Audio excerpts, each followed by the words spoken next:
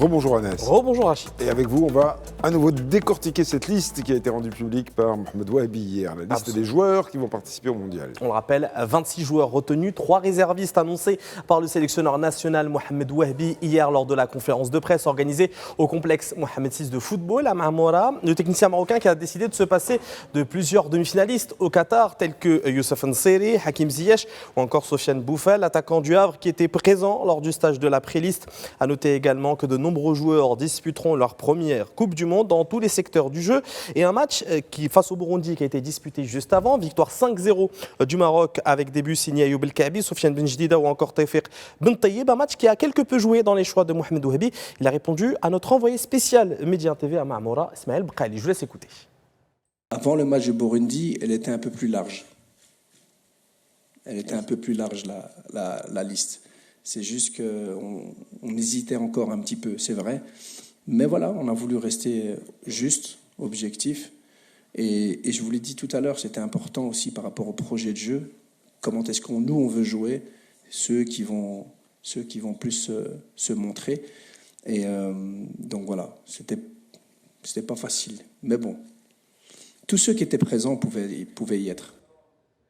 Et on commence par le secteur peut-être le plus expérimenté de cette liste, c'est le poste de gardien de but. On retrouve Yassine Bounou d'El Hilal, Mounir El Kajoui de la Renaissance sportive de Berkane et Ahmed Rida Tsegnauti de l'AS FAR. Un trio qui a connu les hauts et les bas de la sélection en Coupe du Monde, puisque ce sont 3 portiers qui ont disputé les 2 dernières éditions en Russie en 2018, puis au Qatar en 2022. Et c'est le cas Mounir qui a fait le plus parler en conférence de presse, notamment en raison de sa deuxième partie de saison compliquée par les blessures. Pas de quoi dissuader Mohamed Wahabi qui veut compter sur lui, peu importe sa place dans la hiérarchie des portiers. Je vous laisse écouter. Sur le terrain, il a montré qu'il était à la hauteur. En dehors du terrain, c'est quelqu'un aussi de très important. Je n'ai pas encore dit à quelle position il était au niveau des gardiens. Donc ça va dépendre un petit peu de ce qu'on va voir tous les jours à l'entraînement.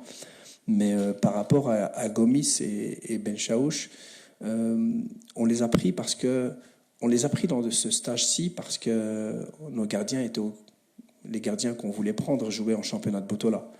Donc on n'allait pas prendre les joueurs qui jouent au championnat pour ce stage. C'est pour ça que El Harar et Mounir nous ont rejoints après leur match. Mais aujourd'hui, pour être en sélection, il y a des gardiens qui sont devant Gomis et devant Ben Chaouch. Ils sont devant eux. Ils jouent régulièrement, même si ce sont des joueurs qui ont du talent. Les autres jouent, donc ils sont devant. Et parlons désormais de la défense, largement remaniée par rapport à celle retenue pour la Coupe du Monde au Qatar. Seulement 3 défenseurs sélectionnés par Walid El-Gragui il y a 4 ans feront le voyage cet été aux États-Unis. Le polyvalent de Manchester United, Nossair Mazraoui, le central de l'Olympique de Marseille, Naïf Fagad, et le latéral droit du Paris Saint-Germain, Achraf Hakimi, celui qui est aujourd'hui capitaine de la sélection et même le seul élément de l'arrière-garde à avoir enchaîné les 3 derniers mondiaux avec le Maroc. En conférence de presse, c'est le nom de Naïf Fagad qui est revenu, lui qui est blessé depuis début mars. Sera-t-il prêt pour le mondial américain? Réponse du sélectionneur national. Est-ce qu'on aurait préféré qu'il soit prêt plus tôt? Oui, mais après, il est encore dans les temps. Et donc, nous, on y croit vraiment. Il y croit. C'est un joueur qui est très, très important parce que, de par son expérience, de par aussi le fait qu'il s'adapte très, très vite et il retrouve la forme très, très vite.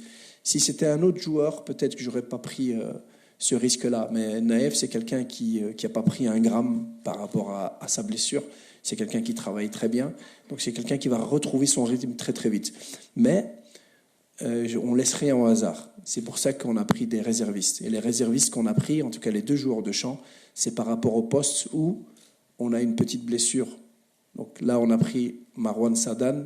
Si Naïf n'est pas rétabli, c'est Sadan qui sera dans la liste. Il sera déjà avec nous, il fera le stage avec nous, il sera prêt.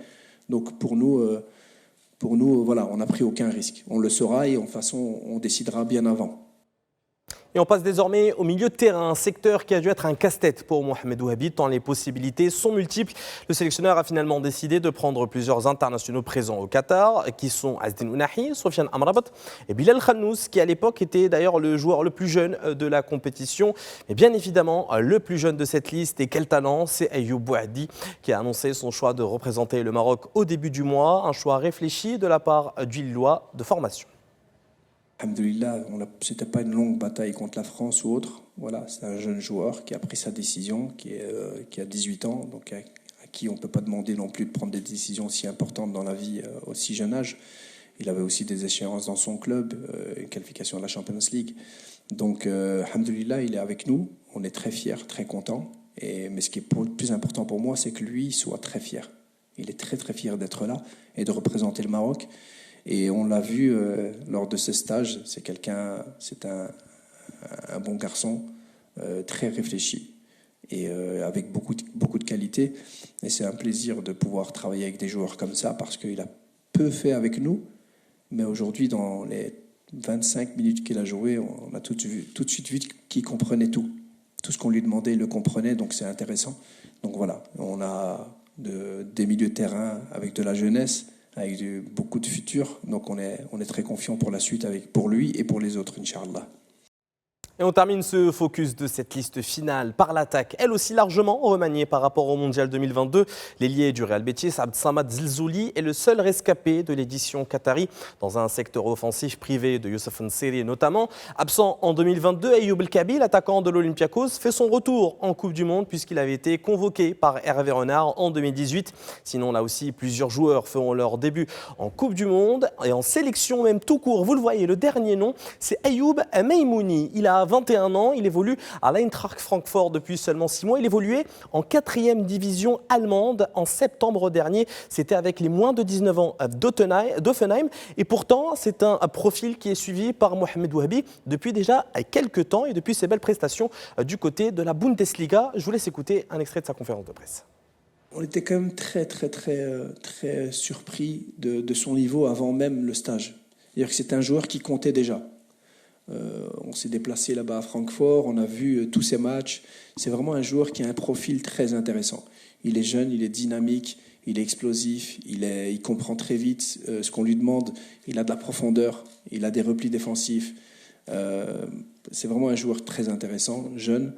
Et en fait, il a juste confirmé ce qu'on pensait de lui. Il ne nous a pas surpris. Il a juste confirmé ce qu'on pensait de lui lors du match d'aujourd'hui. Et donc voilà, il le méritait amplement. Je l'ai toujours dit, je ne regardais pas l'âge, je ne regardais pas où vous jouez, je ne regarde pas si vous avez eu 20, 30 ou aucune sélection. Aujourd'hui, depuis quelque temps, il nous a prouvé qu'il méritait sa place avec nous.